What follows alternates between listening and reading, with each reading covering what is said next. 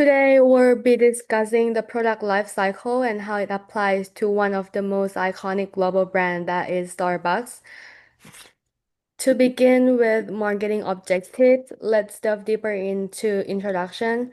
So in this stage, Starbucks intend to create product and brand awareness as we can recognize of their brand logo and signature cups nowadays. They promote their brand not only giving variety of beverages but also create relationship with customer by rewarding stars, gift that is impact to long-term objectives of consumer loyalty in the growth stage as well. In the growth stage, Starbucks focus on building customer loyalty, as we mentioned about rewarding star that can be redeemed for free drink and food, offering personalized deals like birthday and early access to new items. So this is created special connection with consumers too. For growing market share by creating promotion and campaigns like buy one get one free that can be stimulating sales, as well as introducing new flavors like Halloween pumpkin flavor to attract consumer and stay competitive in the market. In maturity stage, Starbucks worked to keep its market share and stay competitive by diversifying and modifying products. And one way they do this is by selling attractive tumblers and cups. These are often released in seasonal collections or in collaboration with brands like Stanley, which encourages customers to collect them. This is not only boost customer loyalty, but also help increase sales by beyond just coffee. And in the decline stage, Starbucks needs to maximize remaining profit while reducing costs. The company focus on high margin and base selling product instead of investing in low performing ones. At the same time, Starbucks may choose to refresh its brand to stay relevant or make a strategic decision to reposition or exit the market if necessary. And Cameron will take marketing mixes. Marketing mix for PS. In the growth stage, Starbucks focuses on innovation and local adaptation. For the product, the company introduces new and seasonal drinks such as cold brew and planet-based options to attract a wider audience. For price, the price strategy is a value-based. Starbucks maintains a premium image while offering quality that customers are willing to pay for that. And for place, Starbucks continues expanding into malls, universities, and city centers to reach more urban consumers.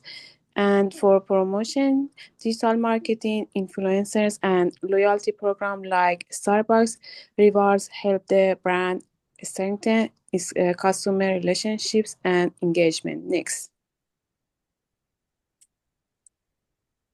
Thank you, Janan. So connecting the competition with the strategy, with the marketing strategy, we're gonna take him step by step. With the introduction stage, there gonna be a lot of competition, as there is a few direct rivals, mostly local cafes and generic coffee. But about the strategy, we have to focus on brand building, educating customers, and creating a premium coffee culture before competition rises. What we're gonna feel at the growth stage, the competition gonna raise. So, for example, our competitors gonna be fast food chains like McDonald's, Dunkin' Donuts, and like independent other cafes. So we have to differentiate through product innovation. For example, seasonal drinks, a lot of other kind of stuffs like some other taste of frappuccino, other products and items we can do, and even expand it globally, not just restrict ourselves with a one area, and strengthen loyalty programs to defend the market position. Can we go to the next slide, please? Talking about the maturity stage, there's gonna be an intense competition as market saturation from global chains and also the price driving competitors. They're gonna try to lowering the prices, even making a higher competition. So about the strategy, we're gonna leverage brand equity and expand digital channels like apps, delivery, even throw advertisement, increasing the advertisement for the products, the new items we're doing, and invest in sustainability to stand out in a crowded market. During the decline stage, it's gonna be shifts and sub like not a platonic. It's not gonna be up or down. Um, as you know, home brewing tech or even tea energy drinks, they're gonna be a competition with that. But for the strategy, we have a diversity offerings like cold brew, plant-based teas. We have to rebrand around lifestyle and health for customers and also adapt it quickly to cultural and consumer trends. Just we can go with the market flows. Thank you. Thank you guys for that wonderful understanding of how marketing can play a good role under each product cycle. I will now discuss how the cultural context and location of the marketing strategy can affect the product life cycles in each of those stages.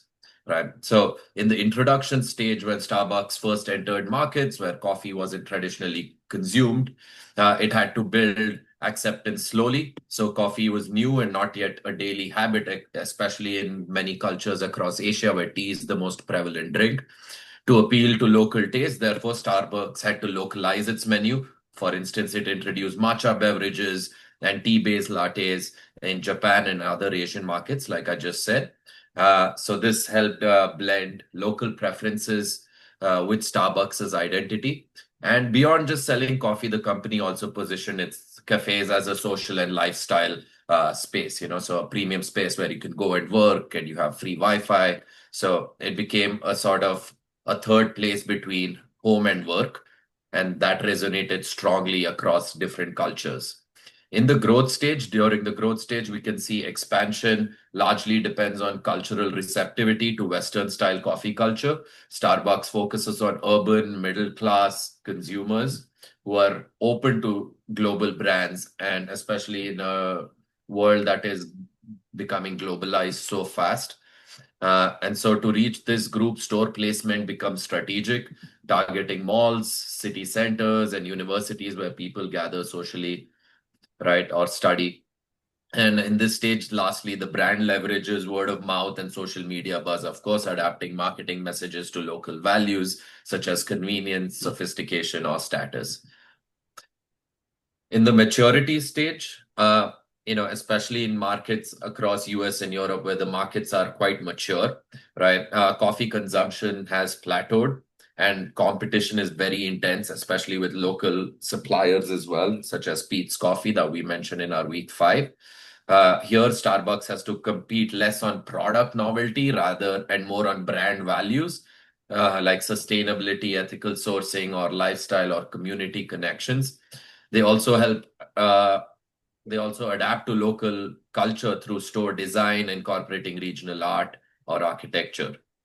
In the final stage, in some regions, we are starting to see potential decline as consumer trends shift towards health and wellness, right? People are reducing their caffeine input, and they are becoming more health conscious. And so to stay relevant, Starbucks will have to continue to innovate, introduce cold brews, plant-based options, which are a big thing right now, and/or tea-based products, especially in cultures that have like Asia, right? So by doing this, the brand can effectively reinvent part of its product line or slow or avoid the decline stage altogether. So in conclusion, to conclude, what have we learned? We've learned that Starbucks definitely demonstrates, how adapting strategies across each stage of this product lifestyle is absolutely key to staying relevant, especially in a global market that is so transient. Through continuous and innovation and a commitment to premium experiences and quality, the brand keeps its products fresh and appealing, and keeps its market share growing. Starbucks also focuses strongly on customer relationships, as we saw, using digital rewards, mobile ordering, and sustainability efforts to strengthen loyalty and trust. Its global expansion also succeeds because it respects and integrates local cultures. Ultimately, I think the long-term success comes from investing not just in products, but in building a lasting brand equity and developing a good competitive strategy and of course a great customer experience at every touch point. Thank you again. And these are our references. Thank you.